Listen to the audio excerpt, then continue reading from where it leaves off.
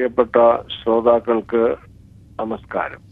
ഈ മാധ്യമത്തിലൂടെ നിങ്ങളുമായി സംവദിക്കാൻ എനിക്ക് അത്യധികം സന്തോഷമുണ്ട്. വല്ലപ്പോഴുമൊക്കെ ഗൾഫ് നാടുകളിൽ വരാറുള്ളതാണ് എങ്കിലും അവിടെ വരുമ്പോൾ കാണുന്ന സ്നേഹവും സന്തോഷവും എപ്പോഴും എൻ്റെ മനസ്സിനെ സ്പർശിച്ചിട്ടുള്ളതാണ്.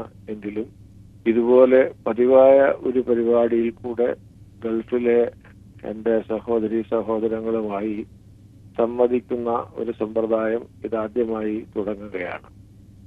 ഇതിന് ഒരു സന്ദർഭമുണ്ടായതിൽ ഞാൻ സർവശക്തന് നന്ദി പറയുന്നു.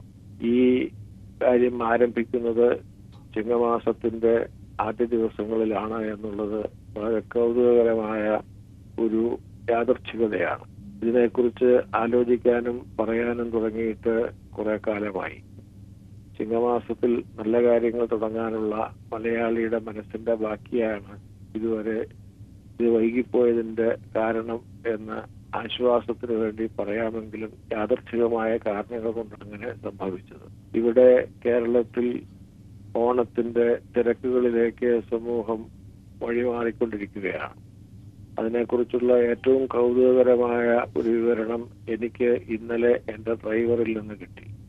എൻ്റെ ഡ്രൈവർ എന്ന് പറഞ്ഞാൽ സ്വന്തമായി ഓട്ടോറിക്ഷ ഉള്ള ഒരു വ്യക്തിയാണ്. അയാൾക്ക് ഞാൻ ഒരു തുക നോക്കുകൂലിയായി കൊടുക്കും. അയാൾ നോക്കേണ്ടത് അയാളുടെ മൊബൈൽ ഫോണിലേക്കാണ് ഞാൻ വിളിക്കുന്നുണ്ടോ എന്നറിയാൻ. എനിക്ക് എല്ലാ ദിവസവും ഇവിടെ രാവിലെ മുതൽ വൈകുന്നേരം വരെ ചൊറികുത്തിയിരിക്കുന്ന ഒരു ഡ്രൈവറുടെ ആവശ്യമില്ല. എന്നാൽ ആവശ്യമുള്ളപ്പോൾ ഒരു ഡ്രൈവറെ അത്യാവശ്യമാണ് താനും. അങ്ങനെയാണ് സാജു എന്ന ഈ ഡ്രൈവറും ഞാനുമായിട്ടുള്ള ഈ പ്രത്യേക തൊഴിൽ ബന്ധം ഉണ്ടാകുന്നത്. അയാൾ ഞാൻ എപ്പോൾ വിളിച്ചാലും വരത്തക്കവണ്ണം ഓട്ടോറിക്ഷ ഒതുക്കിയിട്ടിട്ട് വന്നു കൊള്ളണം എന്നുള്ളതാണ് വ്യവസ്ഥ. അതിനാണ് ഞാൻ കൊടുക്കുന്ന മാസശമ്പളം. ദൂരെ പോകുന്നതിന്റെ ചിലവുകൾ വേറെ. ഇതാണ് ഞങ്ങളുടെ ധാരണ. ഇന്നലെ എനിക്ക് അടൂരിനടുത്ത് ഒരു പരിപാടി ഉണ്ടായിരുന്നു.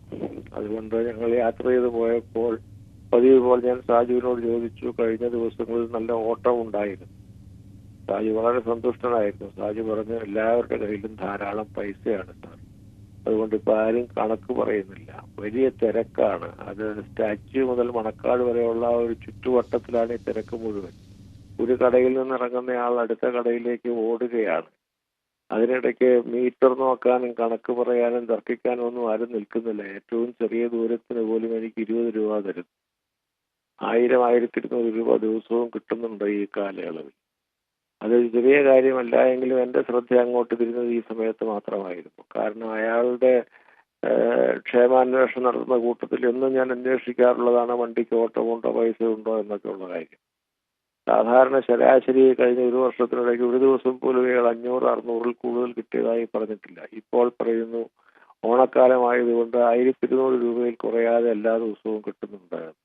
ഇത് മലയാളി ഓണം ആഘോഷിക്കുന്നതിന്റെ ഒരു മുഖമാണ്. പണത്തിന് അല്ല പ്രാധാന്യം. ഓണത്തിന്റെ ആഘോഷം എന്ത് വില കൊടുത്താലും കേമമായിരിക്കണം എന്നുള്ള ചിന്തയ്ക്കാണ് പ്രാധാന്യം.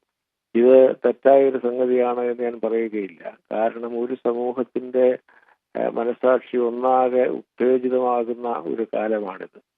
ഈ കാലയളവിൽ നാം നമ്മുടെ വേദനകളെക്കുറിച്ചും വിഹുലതകളെക്കുറിച്ചും ഓർമ്മിക്കാനും അത് ഓർത്ത് സംയമനം പാലിക്കാനും ശ്രമിക്കണം എന്നൊക്കെ പറയുന്നത് ആചാര്യന്മാർക്ക് ചേർന്നതാണ് എന്ന് തോന്നിയേക്കാമെങ്കിലും ഈ 72-ാം വയസ്സിലും അങ്ങനെ ഒരു ആചാര്യത്വം ഞാൻ മോഹിക്കുന്നില്ല. മനുഷ്യൻ സന്തോഷിച്ചു കൊള്ളട്ടെ, മനുഷ്യൻ ആഹ്ലാദിച്ചു കൊള്ളട്ടെ, താൽക്കാലികമായിട്ടെങ്കിലും അവന്റെ പ്രയാസങ്ങൾ മറന്നുകൊള്ളട്ടെ എന്ന് ചിന്തിക്കാനുള്ള വാത്സല്യമാണ് ഈ ഓടി നടക്കുന്ന ചെറുപ്പക്കാരെ കാണുമ്പോൾ എനിക്ക് തോന്നുന്നത്.